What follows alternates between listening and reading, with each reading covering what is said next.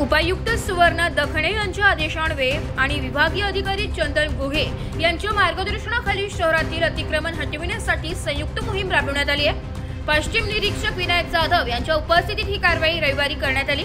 या मोहिमेअंतर्गत पश्चिम व पूर्व विभाग तसेच नवीन नाशिक विभागाच्या संयुक्त पथकाने रविवार कारंजा ते मेन रोड, दहीपूल, शालिमार आणि इंदिरा गांधी पुतळा परिसरात अतिक्रमण विरोधी कठोर पावले उचलली आहे। कारवाई दरम्यान 3 ट्रक भरलेले अतिक्रमित साहित्य जप्त करण्यात आले असून ते आडगाव येथील गोडाऊनमध्ये जमा करण्यात आले। ही कारवाई प्रामुख्याने पश्चिम विभाग प्रमुख प्रवीण बागुल, सुनील कदम, जीवन ठाकरे, निखिल तेजाळे, जगन्नाथ हमारे, बापू लांडगे, संतोष पवार, उत्तम आहे, राजू कस्तुरे, रवी काठोडे यांच्या सक्रिय सहभागाने यशस्वी झाली आहे। तसेच पोलीस अधिकारी आणि कर्मचारी यांनीही मोठी मदत केली आहे।